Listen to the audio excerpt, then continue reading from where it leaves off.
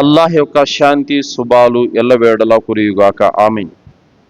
సోదరులారా, నేటి జుమ్మా ప్రసంగం సంతాన ధార్మిక శిక్షణ. సోదరులారా, అల్లాహ్ సుబ్హానహు తాలా సంతానం గురించి, వారికి నేర్పబడేటటువంటి జ్ఞానం గురించి, వారికి ప్రవక్తలు నేర్పినటువంటి తౌహీద్ గురించి ఖురాన్ హదీసులలో చాలా చోట్ల వాటి ప్రస్తావన వచ్చింది. అల్లాహ్ సుబ్హానహు తాలా యాకూబ్ అలైహిస్సలాం వారు మరణించే ముందు తన సంతానాన్నందరినీ పిలిచి ఆయన చేసినటువంటి హితబోధన గురించి అల్లాహ్ సుబ్హానహు తాలా ఖురాన్ గ్రంథంలో తెలియజేశాడు. అం కుంతుం షుహదాఅ ఇద్ హదర యాకూబల్ మౌత్ ఇద్ ఖాల లిబనీహి మా తఅబుదూన మిన్ బఅద్ ఖాలూ నఅబుదు ఇలాహక వ ఇలాహ ఆబాయిక ఇబ్రాహీమ వ ఇస్మాఈల్ వ ఇస్హాక ఇలాహం వాహిదం వ నహ్ను లహు ముస్లిమూన్. యాకూబు మరణ గడియలు సమీపించినప్పుడు మీరు అక్కడున్నారా? ఆయన తన సంతానాన్ని ఉద్దేశించి, నా బిడ్డలారా, నా మరణం తర్వాత మీరు ఎవరిని ఆరాధిస్తారు అని అడిగారు.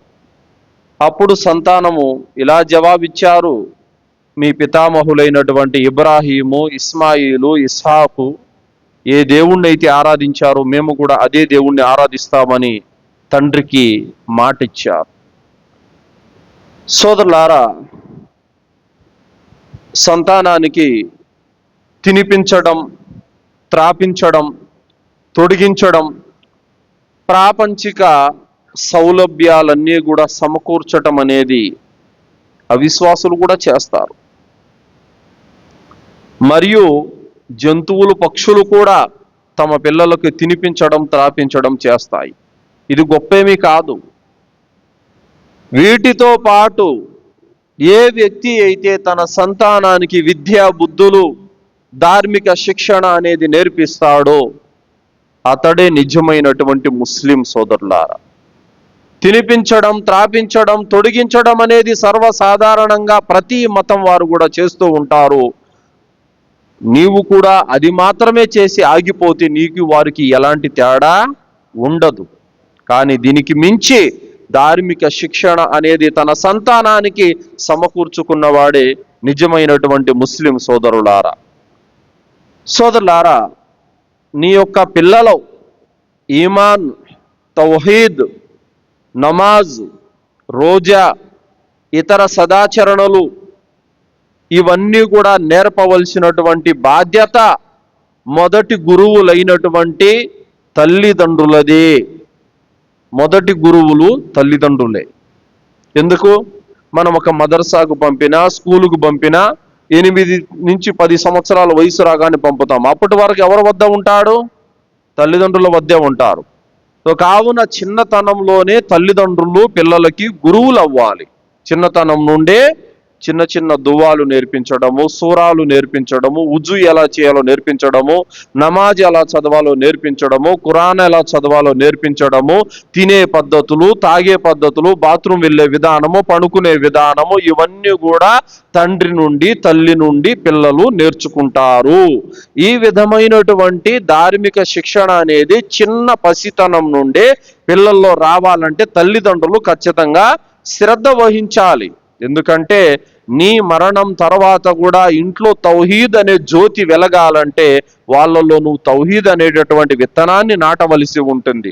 నీ మరణం తర్వాత కూడా వారు 5 పూటల నమాజు స్థాపించే పిల్లలుగా ఎదగాలంటే తల్లిదండ్రులైన మీరు 5 పూట్ల నమాజు చదవమని వారికి సైతం ఆదేశించాలి, వారికి సైతం నేర్పాలి. అప్పుడే నీ మరణం తర్వాత కూడా వాళ్ళ తౌహీద్ కానీ, వాళ్ళ అమలు కానీ అన్నీ కూడా సక్రమంగా, సవ్యంగా ఉంటాయి.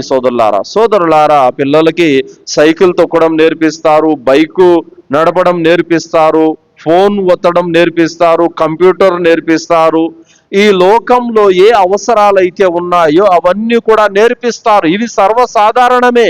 కానీ ప్రతి పిల్లవాడికి కూడా ఉజు దగ్గర నుంచి, నమాజు దగ్గర నుంచి, రోజా దగ్గర నుంచి, అతను ఖురాన్ చదివే దగ్గర నుంచి, దువాలు చదివే దగ్గర నుంచి, జిక్ర్ చదివే దగ్గర నుంచి ప్రతి ఒక్కటి కూడా నేర్పవలసినటువంటి బాధ్యత తల్లిదండ్రులదే సోదరులారా. ఎందుకంటే సర్వసాధారణంగా సమాజంలో పిల్లవాడికి మీరేం నేర్పకపోయినా కూడా వాడు బైక్ నడపడము, లేదా కంప్యూటరు, లేదా బ్రతుకు తెరువు ఏదో ఒకటి చేసుకొని బతకడం అనేది మీరు నేర్పకపోయినా వాడు సమాజాన్ని చూసి నేర్చుకుంటాడు.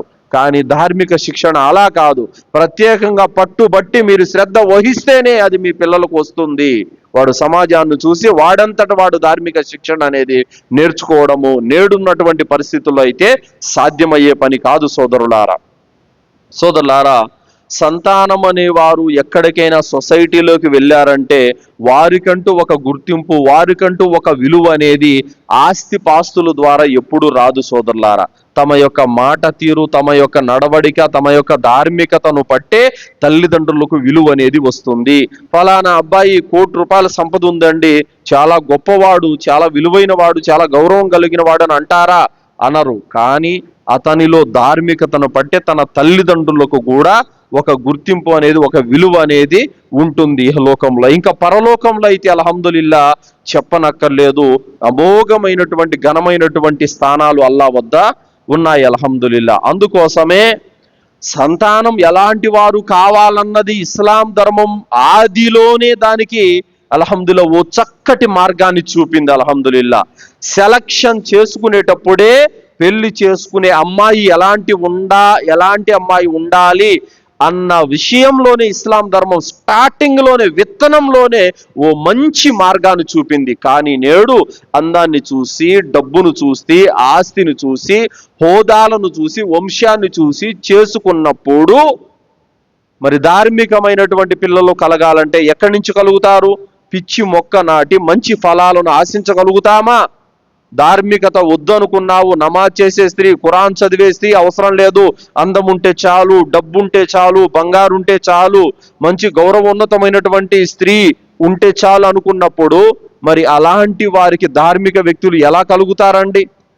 మనం ఏదైతే ఆశిస్తామో, దేనైతే కోరుకుంటామో దాన్ని మనం విత్తనంలోనే అలాంటి మార్గాన్ని తీసుకురావాల్సినటువంటి అవసరము ఉంటుంది సోదరులారా. మరి ఈరోజు ఇంటిల్లిపాది కూర్చొని టీవీ చూస్తున్నారు, టీవీలో సినిమాలు చూస్తున్నారు, అశ్లీలమైన షోలు, ప్రోగ్రాములు చూస్తున్నారు, సీరియళ్ళు చూస్తున్నారు.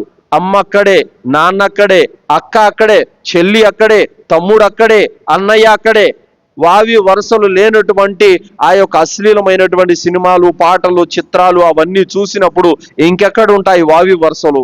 అక్క లేదు, తమ్ముడు లేదు, చెల్లి లేదు, అన్న లేదు.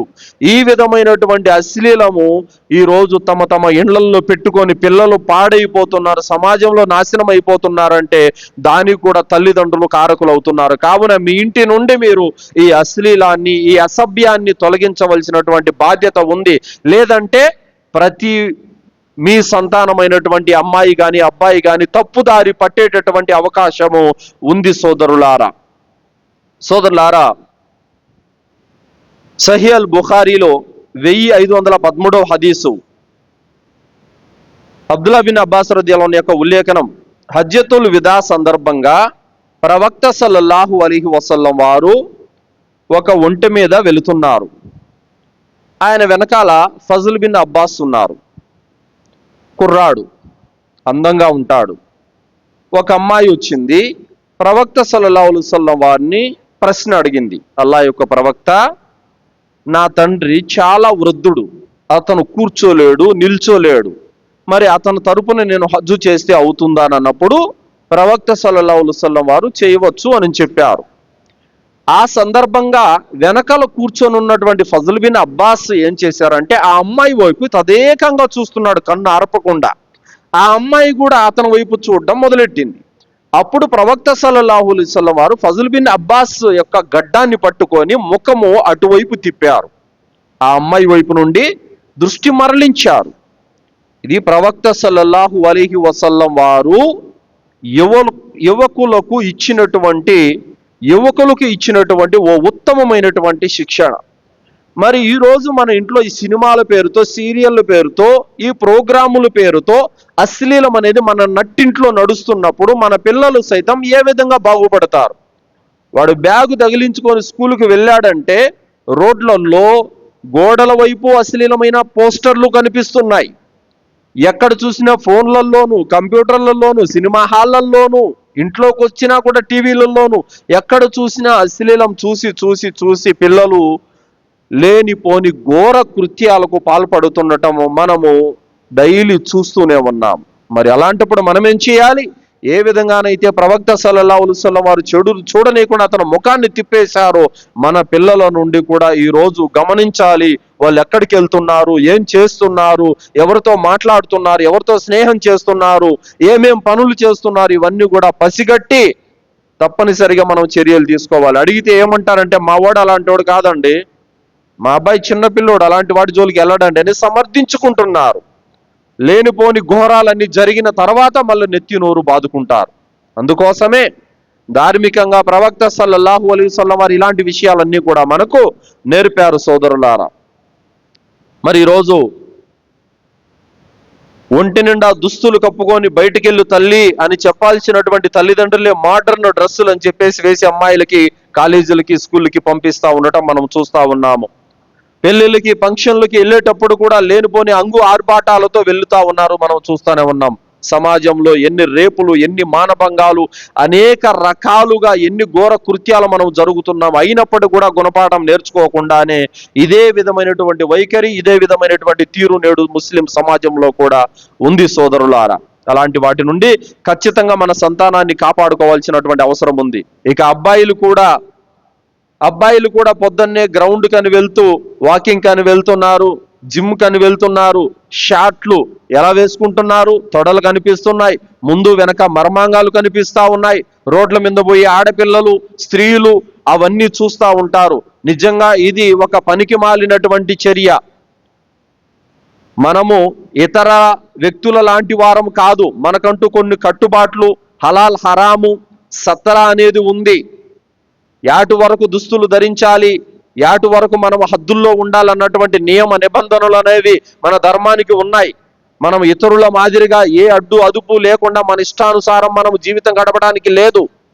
మరి అలాంటప్పుడు ధర్మం విధించినటువంటి హద్దుల్లో ఉంటూ మన దుస్తులు కానీ, మనం తినే తిండి కానీ, మన పద్ధతి కానీ, మన వ్యవహారం కానీ ధర్మం ఏదైతే కట్టుబాట్లు పెట్టిందో ఆ కట్టుబాట్లలో ఉండాల్సినటువంటి అవసరం ఉంది. కాబట్టి సిగ్గు ఎగ్గు లేకుండా ఆ విధంగా జంతువుల వల్లే మర్మాంగాలు స్పష్టంగా కనిపించే విధంగా షార్ట్లు వేసుకొని అలాగే బైకులలో వెళుతూ బజార్లలో తిరగటం అనేది ఎంత మటుకు సమంజసము? మీ యొక్క కుమారులు ఇలాంటి యొక్క పరిస్థితులకు పాల్పడుతూ ఉంటే ఖచ్చితంగా మీరు అడ్డుకోవాలి, వాటిని తప్పని నివారించాలి, సంస్కరించాలి. మంచి సాంప్రదాయబద్ధమైనటువంటి దుస్తులు వారికి ధరింపజేయాల్సినటువంటి అవసరము తల్లిదండ్రుల మీద ఉంది సోదరులారా. అల్లాహ్ సుబ్హానహు తఆలా ఖురాన్ గ్రంథంలో తెలియజేశాడు, యా అయ్యుహల్లదీన ఆమను కు అన్ఫుసకుం వఅహ్లీకుం నారా, ఓ విశ్వసించిన ప్రజలారా మీ కుటుంబీకులని ఆ నరకాగ్ని నుండి కాపాడుకోండి, రక్షించుకోండి అని అల్లాహ్ సుబ్హానహు తఆలా చెప్పాడు. మరి కుటుంబీకులని ఆ నరకం నుండి కాపాడుకోవాలంటే, రక్షించుకోవాలంటే ఏం చేయాలి? మొట్టమొదటి అడుగు ధార్మిక జ్ఞానం కావాలి. ధార్మికంగా మనము జ్ఞానం సంపాదించాల్సినటువంటి అవసరం ఎంతైనా ఉంది. ప్రవక్త సల్లల్లాహు అలైహి వసల్లం వారు అన్నారు, తలబుల్ ఇల్మి ఫరీదతున్ అలా కుల్లి ముస్లిం, ప్రతి ముస్లిం పైన ధర్మ జ్ఞానం నేర్చుకోవటం తప్పనిసరి అయి ఉంది. ఫరీదతున్ అంటే తప్పనిసరి, నఫిల్ అని సున్నత్ అని చెప్పలేదు, ఫర్జ్ అన్నారు ప్రవక్త గారు. ధార్మిక జ్ఞానం నేర్చుకోవడం నీ మీద సున్నత్ అయి ఉంది, నీ మీద నఫిల్ అయి ఉంది అని చెప్పలేదు, ఫర్జ్ అయి ఉంది అని చెప్పారు. అంటే అర్థమేమని? ఇంకా దాని నుండి తప్పించుకోవడానికి మార్గం లేదు, తప్పనిసరిగా నేర్చుకోవలసిందే. కావున నేర్చుకోకపోతే ఖచ్చితంగా దారి తప్పుతాడు. నువ్వు చేసే ఉజుకు సంబంధించిన జ్ఞానం నీ వద్ద ఉండాలి, నువ్వు చేసే నమాజుకు సంబంధించిన జ్ఞానం నీ వద్ద ఉండాలి, నువ్వు పెట్టే రోజాకు సంబంధించిన జ్ఞానం నీ వద్ద ఉండాలి, నువ్వు చేసే రోజువారీ కార్యాలకు సంబంధించిన జ్ఞానం నీ వద్ద ఉండాలి. కనీస ఇల్మైన నేర్చుకోవటం అనేది ప్రతి ముస్లింకు, వారు ఆడవారైనా మగవారైనా తప్పనిసరి అయి ఉంది సోదరులారా. ప్రవక్త ముహమ్మద్ సల్లల్లాహు అలైహి వసల్లం వారు అన్నారు, ఖైరుకుం ఖైరుకుం లిఅహ్లి, మీలో అందరికంటే ఉత్తముడు తమ కుటుంబీకుల పట్ల ఉత్తమంగా వ్యవహరించేవారే అని ప్రవక్త సల్లల్లాహు అలైహి వసల్లం అన్నారు. ఉత్తమంగా వ్యవహరించడం అంటే ఏమిటి సోదరులారా? ఇక్కడ గమనించాలి. మీ ఇంట్లో టీవీ ఉంది, ఫ్రిడ్జ్ ఉంది, ఏసీ ఉంది, కూలర్ ఉంది, ఫ్యాన్ ఉంది, మంచి లగ్జరీ సౌకర్యమైనటువంటి సోఫాలు ఉన్నాయి, మంచాలు ఉన్నాయి, ఏది కొరవ చేయటం లేదు, కానీ ధార్మిక ఇల్ము లేదు. ఏమైనా లాభమా? ఇది మంచి చేయటం ఆ కుటుంబానికి? సోదరులారా, కుటుంబానికి మేలు చేయటం అంటే, మంచి చేయటం అని అంటే వారికి కావలసిన సకల సదుపాయాలు సమకూర్చడమే కాదు సోదరులారా, దానితో పాటు ధార్మికంగా వారికి ఇల్మును కూడా సమకూర్చాలి. అలాగే ప్రవక్త సల్లల్లాహు అలైహి వసల్లం వారు ధార్మిక జ్ఞానం గురించి ఆయన జీవితంలో ఆయన భార్య పిల్లలకు నేర్పినటువంటి విధానంలో కూడా మనకు అనేక విషయాలు మనకు కనిపిస్తూ ఉంటాయి. ప్రవక్త సల్లల్లాహు అలైహి వసల్లం వారు అమ్మ ఆయిషా రదియల్లాహు అన్హా వారికి ఏవైతే విషయాలు నేర్పించారో ఆ విషయాలనే ఈరోజు మనం అల్హమ్దులిల్లా 2000కు పైగా హదీసులన్నీ కూడా అమ్మ ఆయిషా రదియల్లాహు అన్హా నుండి మనకి ఎలా లభించాయండి? ప్రవక్త సల్లల్లాహు అలైహి వసల్లం వారి నుండి ఆమె నేర్చుకున్నది. ప్రవక్త సల్లల్లాహు అలైహి వసల్లం వారు తన భార్యకి నేర్పారు. అలాగే ప్రవక్త సల్లల్లాహు అలైహి వసల్లం వారు తహజ్జుద్ నమాజుకు అలీ రదియల్లాహు వారిని, ఫాతిమా రదియల్లాహు అన్హా వారిని కూడా లేపేవారు. అమ్మ ఆయిషా రదియల్లాహు అన్హా వారిని కూడా లేపేవారు. ఈ విధంగా తన కుటుంబానికి జ్ఞానాన్ని, ఆచరణను నేర్పారు ప్రవక్త సల్లల్లాహు అలైహి వసల్లం వారు.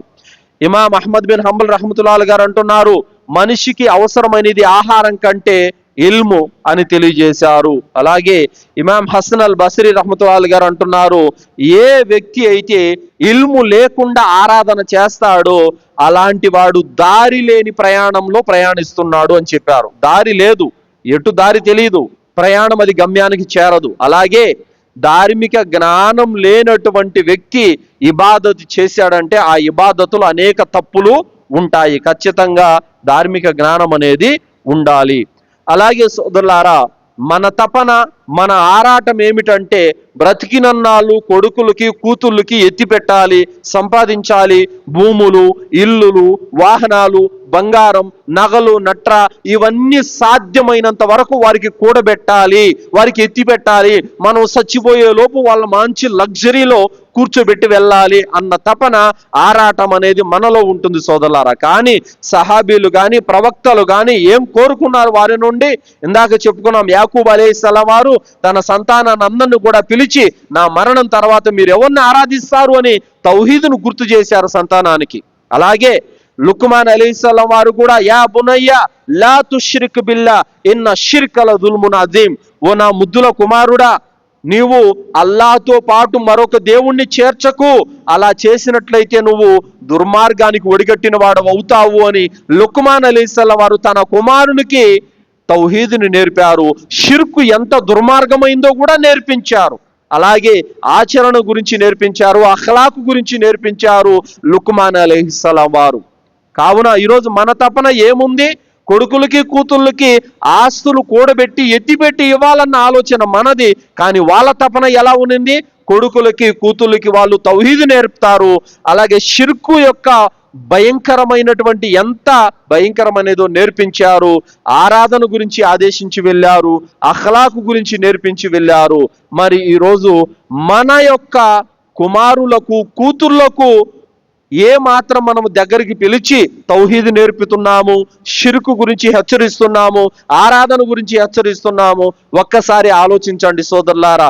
చాలా మందిని అడుగుతూ ఉంటాం, అతను నమాజుకు వస్తున్నాడు, కుమారుణ్ణి తీసుకొని వస్తాడు, కుమారుడి చేతికి దారం ఉంటుంది. ఏంటి భయ్ అని అంటే ఇంట్లో ఎంత చెప్పినా వినడం లేదని అంటారు. మరి సంస్కరించుకునేది ఎక్కడా?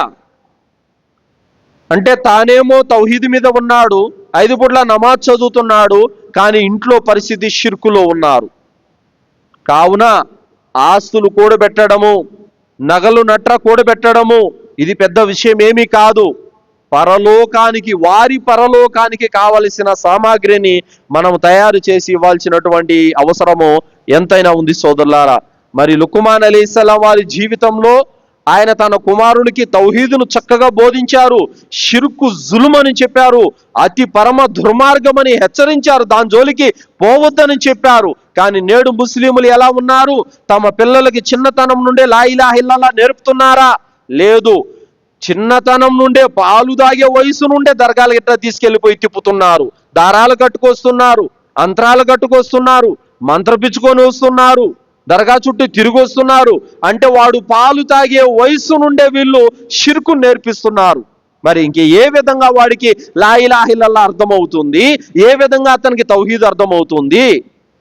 షిర్కుకు తౌహీద్కి తేడా లేకుండా పోయింది. మీరు తౌహీద్ పిల్లవాడికి నేర్పాలంటే ఆ దర్గాల జోలికి మీరు వెళ్ళకూడదు, ఆ తాయితుల జోలికి మీరు వెళ్ళకూడదు, ఆ దారాల జోలికి మీరు వెళ్ళకూడదు. అదే షిర్కు. మరి ఈరోజు ఏదైతే ప్రవక్తలు సహాబీలు తమ సంతానానికి నేర్పించారో ఆ విధమైనటువంటి తరీకాలో ఈరోజు ముస్లింలు ఉన్నారా అంటే వీళ్ళు చిన్నతనం నుండి తమ పిల్లలకి షిర్కు నేర్పుతున్నారు, బిదాతు నేర్పుతున్నారు. కావున అలా చేయకూడదు. ప్రవక్తలు సహాబీలు ఏ విధంగానైతే తమ పిల్లలకి తౌహీద్ నేర్పారో మనము కూడా అదే విధంగా చిన్నతనం నుండి వారికి లా ఇలాహ ఇల్లల్లాహ్ అన్నట్టు కలిమా యొక్క అర్థాన్ని మనం వివరించాలి, తౌహీద్ గురించి క్షుణ్ణంగా వాళ్ళకి నేర్పాలి. షిర్కు ఎంత భయానకమైనదో, దానికి పాల్పడితే అల్లాహ్ దగ్గర ఎలాంటి పర్యావసానం ఉందో కూడా మనం తీవ్రంగా వారికి హెచ్చరించి చక్కదిద్దుకోవాల్సినటువంటి అవసరం కూడా ఉంది సోదరులారా. మరి అదే విధంగా మన సంతానానికి మనం కోరుకోవాలి. ఇబ్రాహీం అలైహిస్సలాం వారు అన్నారు, రబ్బి జఅల్ని ముకీమస్సలాతి వ మిన్ ذుర్రియతి రబ్బనా వ తకబ్బల్ దుఆ. అల్లాహ్, ఓ నా ప్రభు, నన్ను మరియు నా సంతానాన్ని నమాజును నెలకొల్పే వారిగా చెయ్యి అని చెప్పి ఇబ్రాహీం అలైహిస్సలాం వారు దువా చేశారు. నన్ను, నా సంతానాన్ని అంటే ఆయన తన సంతానం కొరకు దువా చేశారు. అల్హమ్దులిల్లా. ఏమని దువా చేశారు? నమాజు చేసే వారిగా చెయ్యి అని దువా చేశారు. కానీ ఈరోజు మనము మన పిల్లల కోసం ఆస్తులు, ఆరోగ్యాలు, మంచి అన్ని కోరుకుంటున్నాం. అతని యొక్క ఈమాను మంచిగా ఉండాలి, అతని ఆచరణ మంచిగా ఉండాలి, అతని నమాజు పర్ఫెక్ట్గా ఉండాలి అని ఎప్పుడైనా మనం కోరుకున్నామా? చెప్పండి సోదరులారా. ఉమర్ రదియల్లాహు అన్హు వారు తన కుమారుల్లో ఒక అతనికి పెళ్లి చేశారు. పెళ్లి చేసిన తర్వాత ఆ అబ్బాయి ఏం చేశాడంటే గమనించారు ఉమర్ రదియల్లాహు వారు. ఫజర్ నమాజుకి లేటుగా రావడము, రెండో రకాతులో కలుసుకోవడము, ఈ విధంగా గమనించారు ఉమర్ రదియల్లాహు వారు. ఇది గమనించినటువంటి ఉమర్ రదియల్లాహు వారిని భార్యకి విడాకులు చేయని చెప్పారు. కానీ ఆయన తండ్రి మాట కాదనలేక, తిరుగు జవాబు చెప్పలేక ఆయన నలిగిపోయారు. కానీ కొంతకాలానికి మళ్ళీ అల్హమ్దులిల్లా కలిసిపోమని చెప్పారు, విడాకులు తీసుకోలేదు, మాట అన్నారు అంతే. సో ఈ విధంగా తమ సంతానంలో ఏదైనా ఆచరణలో లోటు కనిపిస్తే తల్లిదండ్రులు చక్కదిద్దేవాళ్ళు. సహాబీలు ఆ విధంగా తన సంతానాన్ని చక్కదిద్దుకున్నారు అల్హమ్దులిల్లా. అదే విధంగా ఉమర్ రదియల్లాహు వారు గస్తీలు చేస్తున్నారు రాత్రుల పూట. ఆయన రాత్రుల పూట గస్తీలు చేస్తూ చివరికి తన ఇంటి దగ్గరకు చేరుకునే సమయానికి అబ్దుల్లా బిన్ ఉమర్ రదియల్లాహు వారు కిరాత్ చేస్తున్నారు. అల్హమ్దులిల్లా వీధిలోనే ఆగిపోయారు. ఆ అందమైనటువంటి స్వరాన్ని వినగానే ఆయన అల్లాహ్కు కృతజ్ఞత తెలుపుకున్నారు. అల్హమ్దులిల్లా, నా ఇంట్లో దివ్య గ్రంథం ఖురాన్ పారాయణం చేసే ఒక గొంతు ఉంది, అల్హమ్దులిల్లా అని అల్లాహ్కు కృతజ్ఞతలు తెలుపుకున్నారు. సంతానం పట్ల అంత జాగ్రత్త వహించేవారు సోదరులారా. మరి ఈరోజు మనం నమాజ్ చేస్తుంటే మన కుమారుడు బజార్లో ఉన్నాడు, మనం నమాజ్ చేస్తుంటే మన కుమారుడు స్నేహితులతో ఎటో బజార్లో తిరుగుతున్నాడు లేదా గ్రౌండ్లో ఉన్నాడు. మరి అతన్ని నమాజుకు పిలుచుకురారా? అతన్ని నమాజుకు తీసుకురారా? కావున తప్పనిసరిగా మన పిల్లల్లో ఆచరణ కూడా రావడానికి మనము శాయశక్తుల ప్రయత్నాలు చేస్తూ ఉండాలి సోదరులారా. అలాగే ఇమాం రాయ్ అనేటువంటి ఒక పండితుల వారు అల్హమ్దులిల్లా రహిమహుల్లా అలై, ఆయన ఏ విధంగా పండితుల వారయ్యారు, తన తల్లి కృషి ఎంత ఉందో చూడండి. అల్హమ్దులిల్లా, తన తండ్రి ఫరూక్ ఆయన ప్రభుత్వ ఉద్యోగి ఒక ఖలీఫా కాలంలో ఆయన యుద్ధాలకు వెళ్ళారు. 27 సంవత్సరాల పాటు ఆయన యుద్ధాలలోనే ఉండిపోయారు, ప్రయాణంలోనే ఉండిపోయారు. అయితే ఆయన యుద్ధానికి బయలుదేరే సమయంలో తన భార్య చేతికి చాలా పెద్ద ధనాన్ని ఆయన ఇచ్చి వెళ్ళారు. ఆ ఇచ్చి వెళుతూ ఆయన వెళ్ళిపోయారు. 27 సంవత్సరాల తర్వాత ఆయన తిరిగి వచ్చారు. ఆయన వెళ్ళేటప్పటికి ఇమాం రాబియా ఆయన తల్లి కడుపులో ఉన్నారు. తిరుక్కొని వచ్చిన తర్వాత ఇంటికి వచ్చారు, యోగక్షేమాలు అడిగారు. అడిగిన తర్వాత నీకు ఒక ధనాన్ని ఇచ్చాను కదా, ఆ డబ్బు ఏం చేసావని చెప్పేసి అడిగారు. మీరు ముందు మస్జిద్కి వెళ్ళి రండి అని చెప్పింది. వెళ్ళగానే ఆయన మస్జిద్కి వెళ్ళారు, తిరుక్కొని వచ్చారు. వచ్చిన తర్వాత మస్జిద్కి వెళ్ళారు, నమాజ్ చేసుకున్నాను. అక్కడేం చూశారు, ఒక గురువు గారు ఉన్నారు, కూర్చొని ఆయన దర్శిస్తున్నారు. చాలా చక్కగా దర్శిస్తున్నారు.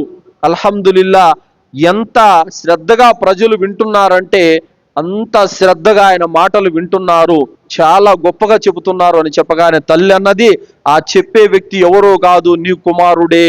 నువ్వు ఏ ధనాన్ని అయితే ఇచ్చి వెళ్ళావో ఆ ధనమంతా ఆ అబ్బాయి ధార్మిక విద్య నేర్పటానికే నేను ఖర్చు పెట్టానని చెప్పింది. అల్హమ్దులిల్లా, తండ్రి చాలా సంతోషపడ్డాడు. అల్హమ్దులిల్లా. సోదరులారా, ఆయన శిష్యుల్లో ఒకరు ఇమాం మాలిక్ రహమతుల్లాహి గారు. అల్హమ్దులిల్లా, అంత పెద్ద పండితులు. మరి చూశారా, తల్లి ఏ విధంగా కృషి చేసి తన కుమారుణ్ణి అల్హమ్దులిల్లా ధార్మిక విద్యావంతుడుగా చేసి పెట్టిందో. ఆమె చేసిన ప్రయత్నమే పెద్ద పెద్ద ముహద్దీసులు ఆయన దగ్గర విద్య నేర్చుకొని పెద్ద పెద్ద ఉలమాలయ్యారు. అల్హమ్దులిల్లా. సోదరులారా, తల్లి చేసిన ఒక ప్రయత్నం వల్ల అల్హమ్దులిల్లా ఈరోజు మనము ఇలా మస్జిదులలో కూర్చొని ఆయన బోధనలు కూడా వింటున్నామంటే ఎంత గొప్ప విషయం. అల్హమ్దులిల్లా. కావున సోదరులారా, తల్లులు చేసేటటువంటి త్యాగాలు మామూలు త్యాగాలు కాదు.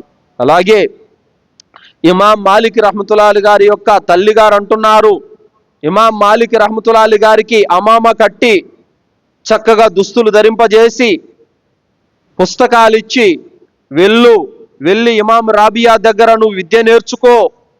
ఆయన దగ్గర విద్య నేర్చుకునే ముందు ఆయన యొక్క అఖ్లాక్ నేర్చుకోనని చెప్పింది ఆమె. అల్హమ్దులిల్లా, అంత గొప్పగా తల్లులు దగ్గరుండి బిడ్డలకి చదువు చెప్పించారు. అల్హమ్దులిల్లా. ఇమాం అహ్మద్ బిన్ హంబల్ రహమతుల్లాహి గారు ఆయన కూడా మదరసాకి వెళ్తున్నారు. మస్జిద్ నబవీలో మదరసా నడుస్తూ ఉంది. పెద్ద పెద్ద పండితులు అక్కడ బయాన్ చేస్తూ ఉన్నారు, దర్సులు ఇస్తా ఉన్నారు. అటువంటి సమయంలో ఫజర్ నమాజు కంటే ముందరే ఇమాం అహ్మద్ బిన్ హంబల్ రహమతుల్లాహి గారి యొక్క తల్లి లాంతరు పట్టుకొని ఆ బిడ్డను తీసుకొని మస్జిద్ నబవీ దగ్గర వదిలిపెట్టి మళ్ళీ వస్తుంది ఆమె. ఈ విధంగా ఇమాం అహ్మద్ బిన్ హంబల్ రహమతుల్లాహి గారు ఒకానొక సందర్భంలో ఈ రోజు నేను ఎంత పెద్ద పండితుని అయ్యానంటే దాని వెనకాల నా తల్లి కృషి ఉందని చెప్పేసి ఆయన కన్నీళ్లు కార్చారు.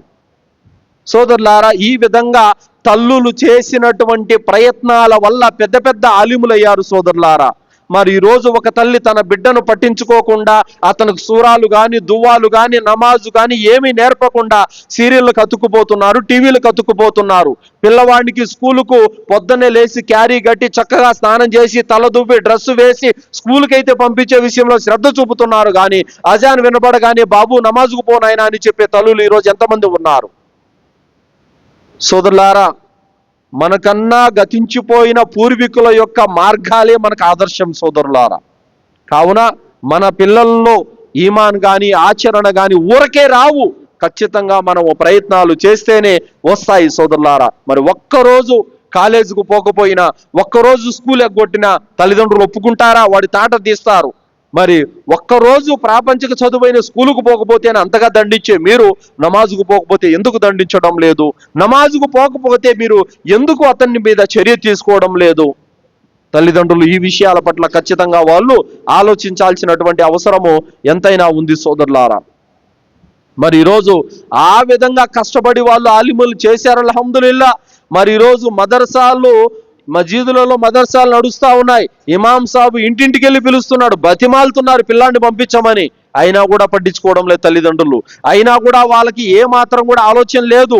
పిల్లలు పోకపోయినా కూడా తల్లిదండ్రులు పట్టించుకోవడం లేదు. ఇంకా ఏ విధంగా వాళ్ళలో ధార్మికత వస్తుంది? ఏ విధంగా వాళ్ళు ధార్మిక విద్య నేర్చుకుంటారు? సోదరులారా, కావున ధార్మిక కేంద్రాలైనటువంటి ఖురాన్ హదీసు విద్య నేర్పబడేటువంటి కేంద్రాలైనటువంటి మదర్సాలకు పిల్లల్ని పంపాలి. సోదరులారా, మీ మరణం తర్వాత మీ ఆస్తి తింటూ మిమ్మల్ని మర్చిపోయేటటువంటి సంతానం కావాలా?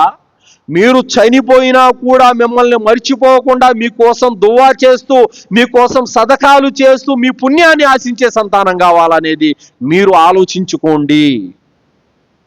మీరు చనిపోయిన తర్వాత మీరిచ్చిపోయిన ఇల్లు, మీరిచ్చిపోయిన డబ్బు, మీరిచ్చిపోయిన భూములు అనుభవిస్తూ హ్యాపీగా దర్జాగా గడుపుతారు. మీ పేరు కూడా వారికి గుర్తుండదు. మీకోసం ఏదైనా సదకా చేయాలన్న ఆలోచన కూడా వారికి రాదు. అలా ఉంటుంది పరిస్థితి ప్రాపంచిక విద్యకే అంకితం అయిపోతే. మరి ధార్మిక విద్య నేర్పిస్తే మీరు చనిపోయిన తర్వాత కూడా అరే మా నాన్న కోసం దువా చేయాలి, ఆయన కోసం మస్జిద్కి ఏదైనా చందా ఇవ్వాలి, ఎక్కడైనా మస్జిదులు మదర్సాలు కడుతూ ఉంటే కనుక ఏదైనా ఆయన పేరుతో ఒక జానుడు స్థలం కొనాలి, సదకా జారియాగా ఆయనకి ఏదైనా ఉపయోగపడే పుణ్యకార్యం చేయాలి అన్న ఆలోచన రావాలంటే ఖచ్చితంగా వాడిలో ధార్మికత అనేది ఖచ్చితంగా ఉండాలి. కాబట్టి మీ సంతానము ఇస్లాం ధార్మిక శిక్షణ నేర్చుకుంటే మీ పరలోకానికి కూడా అది ప్రతిఫలంగా తయారవుతుంది సోదరులారా. కావున పిల్లల్లో ధార్మిక విద్య కోసము మనము ఎంత పాటుపడాలో అంత ఖచ్చితంగా పడాలి సోదరులారా. చాలా మంది మనల్ని అంటా ఉంటారు, ఏం గుండె బాయి మీది, చిన్న చిన్న పిల్లల్ని అంత దూరం వదిలిపెట్టేసి వచ్చి ఎంత హ్యాపీగా ఇంటి దగ్గర ఉన్నారు, ఎలా ఉండగలుగుతున్నారు బాయ్ అని చెప్పేసి అంటా ఉన్నారు. సోదరులారా, మదరసాలలో పిల్లల్ని వదిలిపెట్టిన తల్లిదండ్రుల వారి గుండె బాధ వర్ణనాతీతం. పిల్లల్ని అక్కడ పెట్టి వాళ్ళు వదిలిపెట్టేసి తిరుగు ముఖం పట్టేటప్పుడు వాళ్ళు ఎంత ఏడ్చుకుంటారో, ఎంతగా వాళ్ళ గుండె బాధకు గురవుతుందో అవి మనం అనుభవించాము సోదరులారా. ఆ బాధలోనే మనం దువా చేయాలి అల్లాతో. ఈ రోజు పడిన బాధే రేపు స్వర్గంలో అల్హమ్దులిల్లా అల్లాహ్ సుబ్హానహు తఆలా వజ్ర వైడూర్యాలతో కూడినటువంటి కిరీటాలు తొడిగింపజేస్తాడు తల్లిదండ్రులకు అల్హమ్దులిల్లా.